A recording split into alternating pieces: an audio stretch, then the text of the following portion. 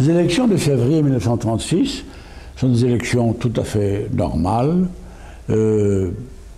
sans violence particulière, sans irrégularité particulière. Les élections ont porté au pouvoir ce qu'on appelait le Front populaire. C'est une terminologie qui, à ce moment-là, n'est pas exclusivement espagnole. En France, il y a également un Front populaire, c'est-à-dire une union de plusieurs partis. Et en Espagne, cette union concerne les partis républicains, il y en a plusieurs, le Parti socialiste et le Parti communiste, qui à ce moment-là est très peu important et n'obtiendra qu'une dizaine de députés. Mais ce sont les trois forces. Et le Front populaire était une alliance de partis bourgeois, de partis prolétariens, qui a gagné les élections, en particulier pour une raison très simple. C'est que le syndicat anarchiste, CNT et FAI, ont ou bien demandé qu'on vote pour le Front populaire, ou bien demandé qu'on se sont abstenus. Ce qui a fait que tout un pourcentage impressionnant de voix anarchistes sont portées sur le Front populaire ou se sont abstenus. Ce qui a fait la grande majorité du Front populaire en Espagne. Le Front populaire a gagné les élections, a installé son parlement, a commencé, a élu son président de la République, qui était Manuel Azaña. Et c'est Manuel Azaña, qui a fait ce programme. Et ce n'est pas un programme révolutionnaire, absolument pas. C'est un programme réformiste, mais en plus réformiste à pédale douce, parce que Azaña sait très bien que la situation est extrêmement grave. Vous savez, il y avait des riches propriétaires qui souvent c'était pour l'élevage et puis bon, ça produisait pas tellement, ça ne donnait même pas de travail. Alors il y a eu une répartition, on disait aux propriétaires, voilà, vous le louez, vous le travaillez, ou vous le prend pour la donner à des gens qui n'avaient rien, quoi, en somme. Les violences, je l'ai dit tout à l'heure, les violences, il y en avait constamment.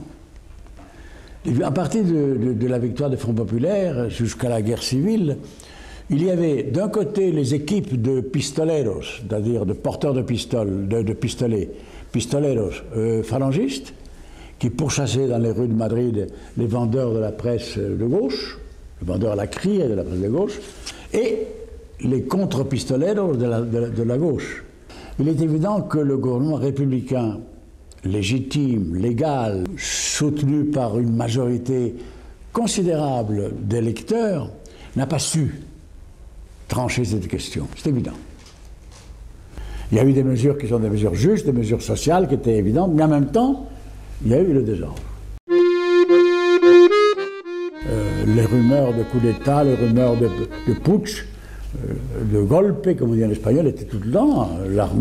L'armée a préparé le coup d'État depuis le lendemain de la victoire du Front populaire. L'armée a préparé le coup d'État, c'est évident.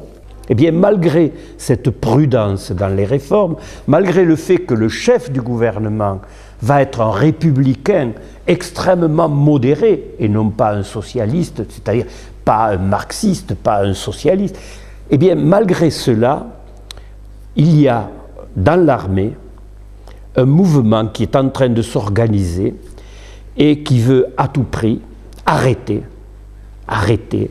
cette République parce qu'elle estime que cela crée du désordre, que cela rompt avec les valeurs fondamentales de l'Espagne, en particulier les valeurs de l'Église catholique, parce que c'est indiscutablement la porte ouverte aux violences. La version franquiste postérieure, comme quoi le coup d'État a été fait pour empêcher une révolution communiste qui se préparait, est complètement mythologique. C'est absolument pas vrai. Le Parti communiste à l'époque était ultra minoritaire, avait très peu de députés, 15 ou 16 si je me souviens bien, n'avait pas d'influence décisive sur les masses ouvrières, c'était les anarchistes et les socialistes, et il n'y avait pas de danger communiste, c'était une invention a posteriori pour justifier un coup d'État illégitime, injuste et une guerre civile monstrueuse après. En réalité, ce sont des arguments qui sont destinés à justifier le désir de retour en arrière. Ce coup d'État, beaucoup d'hommes politiques en Espagne savaient qu'il allait avoir lieu et avaient alerté le gouvernement qu'un coup d'État était préparé et allait avoir lieu. Mais ce gouvernement était tellement modéré, on pourrait ajouter tellement faible, qu'il ne prend aucune mesure pour éviter le coup d'État.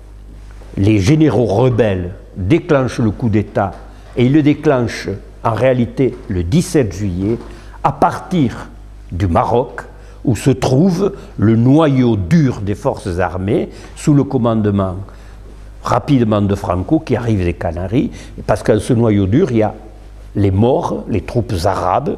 C'est ce noyau dur qui va déclencher le coup d'État et qui va ensuite s'étendre par l'Espagne.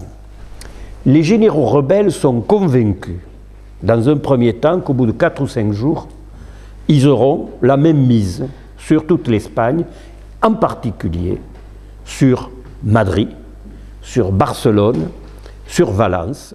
C'était les vacances, si vous voulez, scolaires. J'étais au pays, j'étais sur la place avec d'autres copains, d'autres jeunes. Et arrive un groupe de révolutionnaires en disant là, le coup d'État arrive. Alors c'est là qu'ils sont formés tout de suite des groupes révolutionnaires ou des milices, des centres de recrutement. Et c'est ainsi que mon père s'est enrôlé à partir de là dans l'action. Mon père avait un employé, il avait un vieux fusil, puis il n'avait même pas de cartouche, il n'avait plus le fusil, puis là, il est parti avec ça. Au moins, il faisait peur. Il ne pouvait pas tirer. Dès le 19 juillet, les syndicats demandent au gouvernement d'armer la population. Il y a des réactions très fortes dans certaines villes, à Barcelone, à Madrid, où effectivement la population prend les armes contre les militaires qui se sont rebellés contre le gouvernement. Et on a pris ça comme ça. Le lendemain, toutes les radios, tout le monde disait voilà, c'est un coup d'État.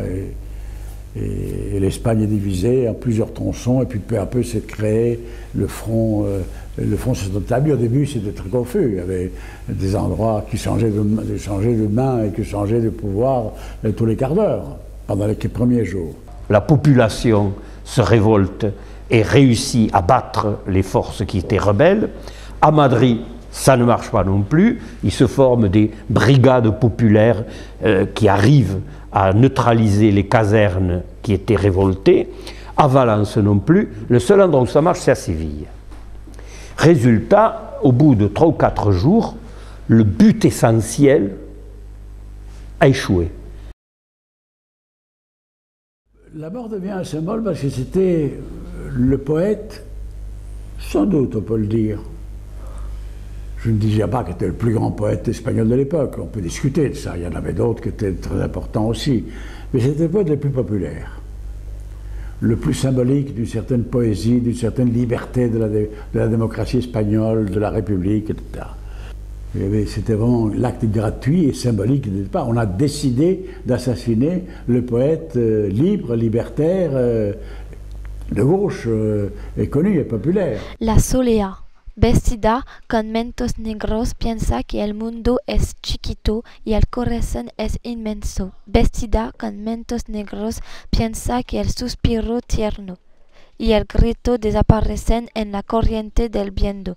Vestida con mentos negros se dejó el balcón abierto y al alba por el balcón desembocó todo el cielo. ¡Ah! ¡Qué vestida con mentos negros!